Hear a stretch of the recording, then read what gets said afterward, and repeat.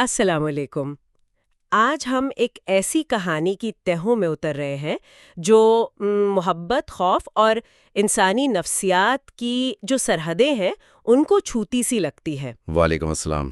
جی ہاں، یہ کہانی ہے جن زادی ذروہ اور احمد کا عشق خطرناک۔ شمالی پاکستان کا پس منظر ہے اور ایک بہت ہی غیر معمولی، آپ کہہ لیں، رومانوی داستان ہے۔ بالکل۔ کہانی تو بظاہر ایک انسان احمد اور ایک جن زادی ذروہ کے ناممکن سے عشق کی ہے، لیکن آج ہم صرف کہانی نہیں سنائیں گے، ٹھیک ہے؟ جی نہیں، ہمارا مقصد ذرا گہرا ہے۔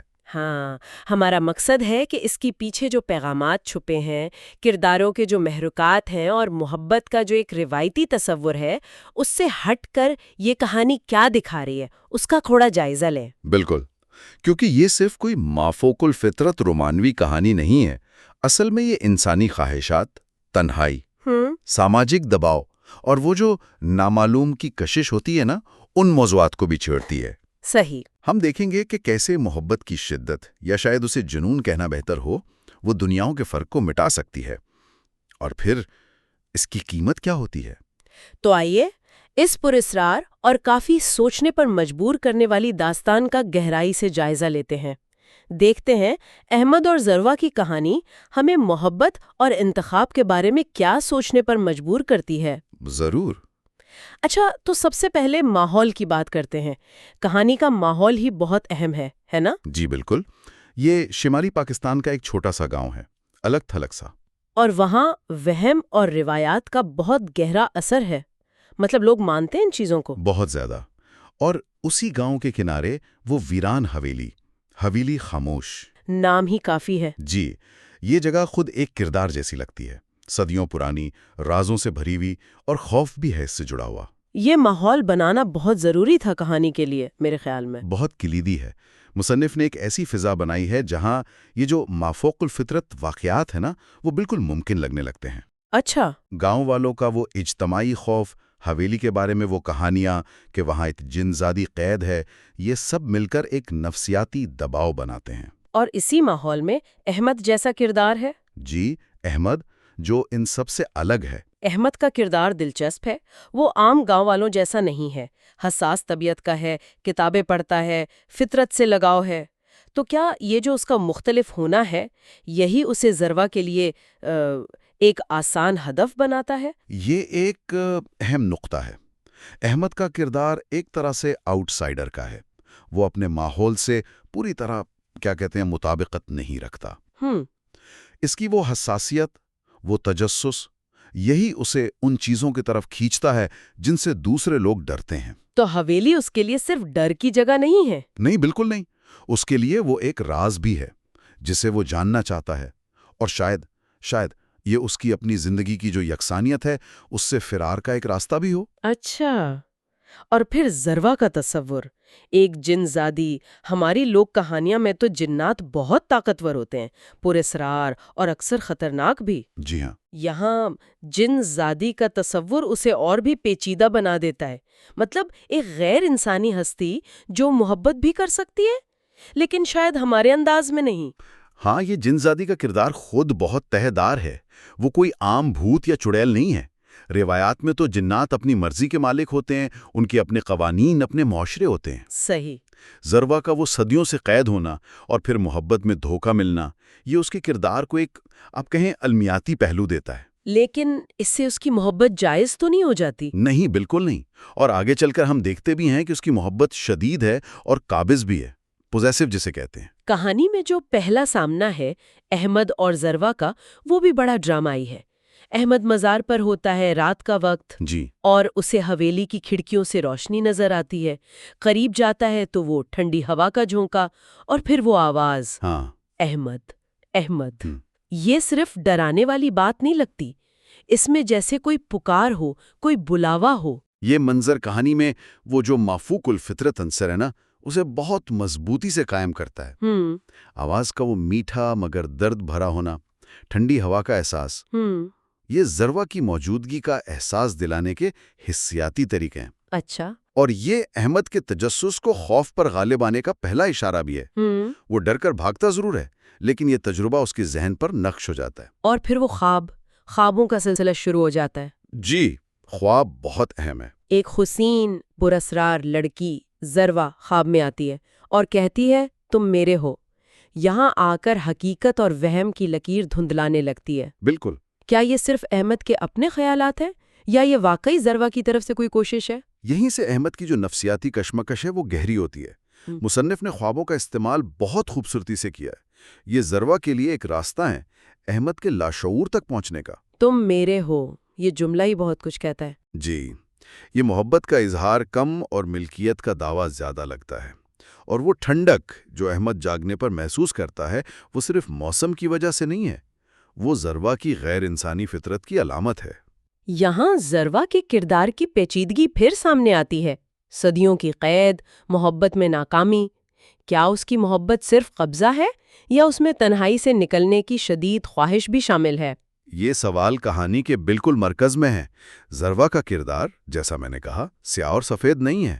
اس کی محبت میں یقیناً صدیوں کی تنہائی کا درد ہے، دھوکے کا زخم ہے، اور دوبارہ محبت پانے کی ایک شدید بے تاب خواہش ہے۔ اور وہ ٹھنڈا لمس اس کی غیر انسانی فطرت کی یاد دہانی تو ہے ہی، لیکن شاید یہ اس جذباتی سرد مہری کی بھی علامت ہے جو اسے ماضی میں ملی ہے۔ اس کا وہ کہنا کہ تمہیں اس دنیا کے دکھوں سے آزاد کر دوں گی، یہ ایک طرح کا لالچ ہے یا وہ واقعی ایسا مانتی ہے؟ یہ بھی ایک دلچسپ پہلو ہے۔ وہ احمد کو دنیا کے دکھوں سے آزادی کا وعدہ کرتی ہے۔ یہ سننے میں تو بہت پرکشش لگتا ہے، خاص طور پر احمد جیسے حساس شخص کے لیے جو شاید اپنی دنیا سے، اپنے گاؤں سے پوری طرح خوش نہ ہو۔ لیکن یہ آزادی کس قیمت پر؟ یہی سوال ہے جو کہانی میں مولک رہتا ہے۔ یہ آزادی کی قیمت کیا ہوگی؟ اور احمد کا رد عمل، وہ آہستہ آہستہ اس کی طرف کھنچ رہا ہے، حالانکہ وہ جانتا ہے کہ یہ سب نارمل نہیں ہے۔ لمس ٹھنڈا ہے، یہ محبت ہے یا صرف ایک جادو، ایک سحر؟ شاید دونوں کا ملاپ ہے۔ وہ مافوق الفطرت کشش تو یقیناً ہے، لیکن احمد کی اپنی نفسیات بھی اہم ہے۔ ذروہ اسے وہ توجہ دے رہی ہے، وہ اہمیت دے رہی ہے جو شاید اسے اپنی دنیا میں نہیں ملتی۔ وہ پراسرار ہے، خوبصورت ہے، اور اسے ایک دوسری بالکل الگ دنیا کی پیشکش کر رہی ہے۔ یہ ایک بہت طاقتور کشش ہو سکتی ہے، خاص طور پر جب خوف اور تجسس ساتھ مل جائیں۔ وہ فاربیڈن فروٹ والی بات بھی ہے شاید۔ اور پھر فقیر بابا کا کردار آتا ہے، وہ گاؤں کی روایتی دانش اور خطرے کی گھنٹی کے طور پر۔ جی، فقیر بابا وہ صاف صاف بتاتے ہیں ذروہ ایک جن زادی ہے، اس کا عشق خطرناک ہے، اگر تم اس کے ساتھ گئے تو ہمیشہ کے لیے اس دنیا سے الگ ہو جاؤ گے۔ یہ احمد کے لیے ایک فیصلہ کن موڑ لگتا ہے۔ بالکل، فقیر بابا یہاں سماج، مذہب اور روایت کی آواز بنتے ہیں۔ وہ اس تعلق کے جو خطرات ہیں انہیں واضح کرتے ہیں، اور یہ خطرہ صرف جسمانی یا جذباتی نہیں ہے، یہ وجودی خطرہ ہے۔ ہمیشہ کے لیے اس دنیا سے الگ ہو جانا۔ جی، یہ صرف موت نہیں بلکہ انسانیت سے مکمل طور پر کٹ جانا ہے۔ یہ وارننگ احمد کے سامنے انتخاب کو بالکل واضح کر دیتی ہے۔ ایک طرف محفوظ، جانی پہچانی دنیا ہے، دوسری طرف پراسرار، خطرناک مگر شاید زیادہ پرکشش محبت ہے۔ اس وارننگ کے باوجود ذروہ کا اثر کم نہیں ہوتا بلکہ بڑھتا جاتا ہے۔ جی، بڑھتا جاتا ہے۔ خواب زیادہ حقیقی ہو جاتے ہیں، یہاں تک کہ وہ جاگتی آنکھوں سے بھی نظر آنے لگتی ہے۔ کبھی دھند میں سفید سایہ، کبھی درختوں کے پیچھے وہ سرخ آنکھیں۔ یہ تو بہت زیادہ نفسیاتی دباؤ والی بات ہے۔ حدیں تھیں، وہ تیزی سے مٹ رہی ہیں۔ احمد کا اپنی حقیقت پر جو کنٹرول تھا وہ کمزور پڑ رہا ہے۔ تو یہ ذروہ کی بڑھتی ہوئی طاقت ہے؟ جی، اور احمد کے کمزور پڑتے دفاع کو بھی ظاہر کرتا ہے۔ اس کا وہ خاموش اور پریشان رہنا، یہ سب اسی اندرونی جنگ کا نتیجہ ہے۔ اور پھر وہ رات آ جاتی ہے، کلائمیکس والی رات جس کا ذروہ نے وعدہ کیا تھا۔ جی، فیصلے کی رات۔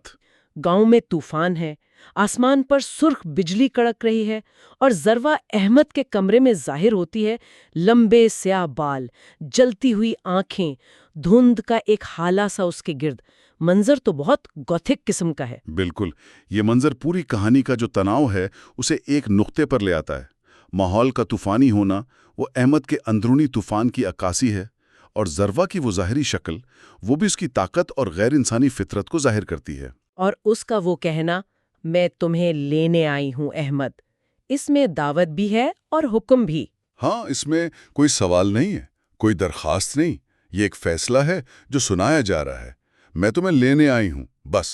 مجھے احمد کا وہ لمحہ بہت متاثر کرتا ہے جب وہ فیصلہ کرنے سے پہلے ایک پل کو اپنا ماضی یاد کرتا ہے، اپنا گاؤں، اپنے لوگ، اور پھر زروا کی آنکھوں میں دیکھتا ہے صدیوں کا انتظار، محبت، تنہائی۔ اس کا وہ سوال، کیا میں واپس آ سکوں گا؟ یہ کتنا انسانی سوال ہے۔ بہت۔ یہ لمحہ احمد کی انسانیت کو ظاہر کرتا ہے۔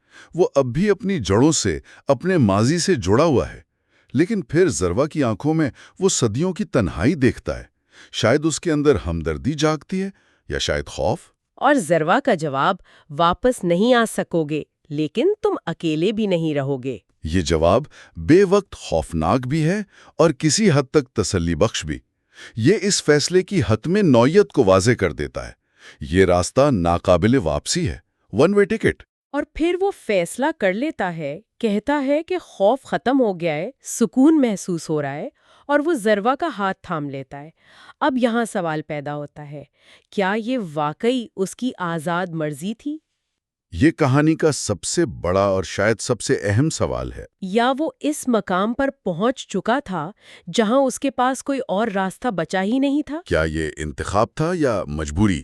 بظاہر تو احمد ہاتھ بڑھاتا ہے، ٹھیک، لیکن کیا وہ زروا کی وہ مافوق الفطرت کشش، اس کی وہ جذباتی، کیا کہیں گے، مینیپولیشن، اور اپنی زندگی سے جو ممکنہ بیزاری تھی، اس کے زیر اثر نہیں تھا؟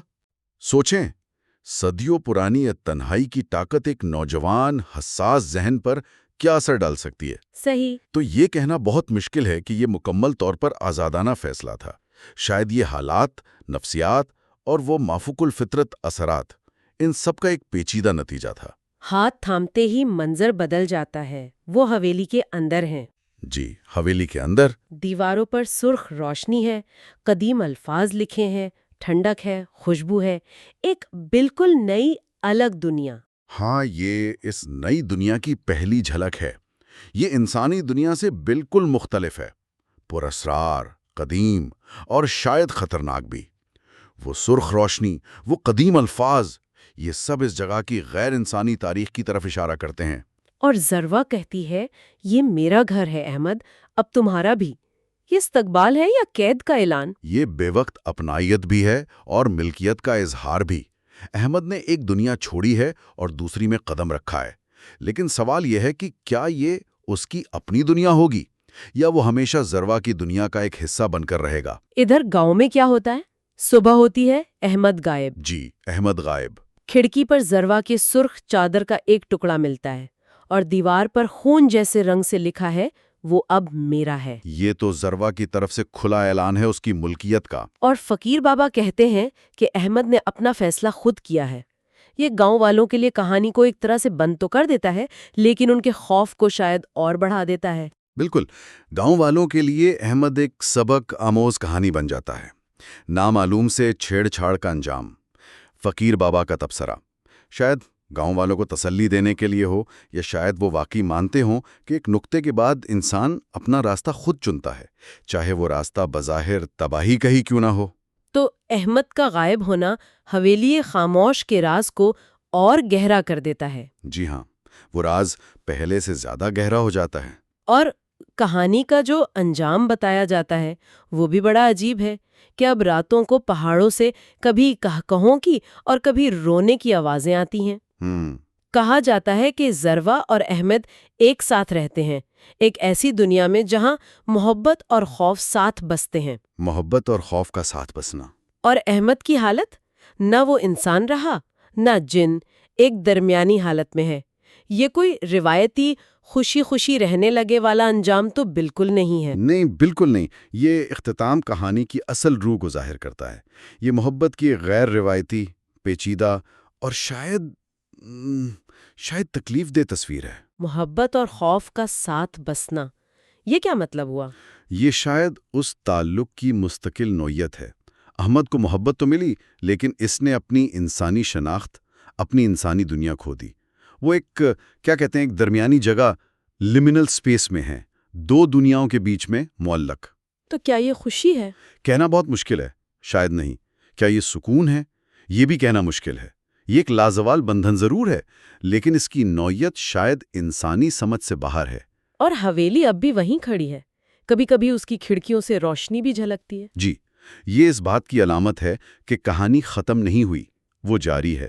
یہ ایک مستقل یاد دہانی ہے اس سرحد کی جو احمد نے پار کی تھی۔ اور یہ اس غیر معمولی واقعے کی میراث بھی ہے۔ بالکل، حویلی اب صرف ایک ویران عمارت نہیں رہی، وہ ایک زندہ لیجنڈ بن گئی ہے، احمد اور ذروہ کے اس مشترکہ پراسرار دنیا کا ایک نشان، اور گاؤں والوں کے لیے ایک مستقل انتباہ بھی اور تجسس کا مرکز بھی۔ تو اس سارے جائزے کے بعد جن زادی، ذروہ اور احمد کا عشق خطرناک، یہ واقعی صرف ایک جن اور انسان کی محبت کی کہانی سے کہیں زیادہ گہری محسوس ہوتی ہے۔ بلا شبہ یہ سرحدوں کے ٹوٹنے کی کہانی ہے، انتخاب کی قیمت کیا ہوتی ہے اس کی کہانی ہے، اور محبت کی جو تاریک اور قابض شکلیں ہو سکتی ہیں ان کا بھی ایک مطالعہ ہے۔